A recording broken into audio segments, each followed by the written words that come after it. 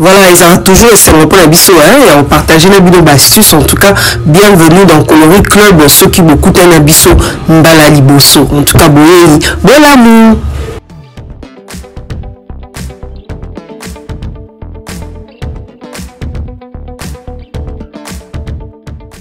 Voilà, merci beaucoup. Bienvenue dans Coloris Club 84. Alors, les lois du sommet Zakaka, n'dengeni koki côté là, ce qu'on a déjà monté pembe. Au niveau éclairci, on est sous ponayo. Donc, on bâtit c'est sous moi éclat. Na po aux alarons déjà. Pembe aux alarons, les pembe naturels, les pembe au défaté, les pembe produité.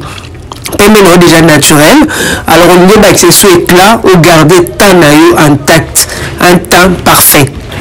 Alors, les a mélange, tout ça il mélange à produit, tout ça les libéraux qui 7 et ça bon à carreau.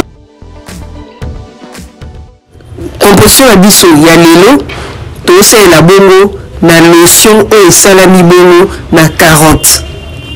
Alors, bon, bien carotte par rapport à la peau. Il y a mon tout et ça a bien épais, ça qui éclate surtout pour la boîte pembe et bien ça vraiment éclat ma casse. Par contre, non. Alors, on a lotion nayo 40 au Q7 au moni, lotion comme ça Q7, mon moni on pesé, ils a vraiment ma casse, ils a kilo. Mélange et salami kaka pour utiliser na peau quoi. Et puis il faut pour nayo ils propre. Exact que ça on a peau ils a déjà abîmé na ba tampon ba brûlure ba tout ça là non. Faut éloigner ils a propre peau non peut ils a propre.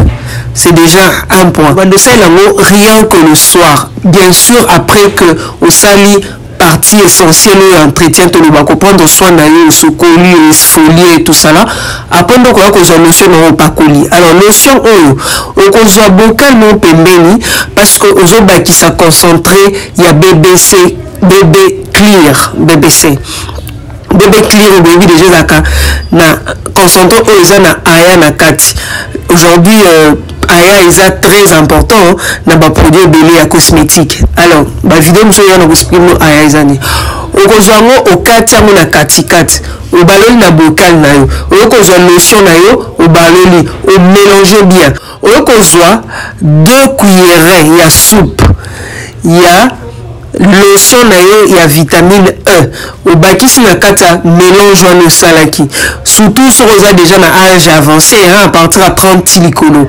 ozui osali mélange wana et ko permettre et atténuer et faciliter élasticité ya pona 2 cuillerées ko ke modélate vitamine E peut intellisarate et ça juste peut faciliter élasticité ya peau et garder peau ya ba jeune tu vois un peu voilà alors so salibon oyo kozwa sikoyo sérum na yo obando ko appliquer le matin sérum na yo ya vitamine C rien que le matin pour aider pour na yo et protéger pour na surtout en plus so za muto za kamuta ba bouton muta ba graisse muta ba point noir ba tache en tout cas et permettre à ce que vitamine C et ko permettre à ce que et atteindre ba tache wana et puis ça peut pour nayo éclat bien allez par rapport le soir mais aussi au pacoli mélange nayo chaque jour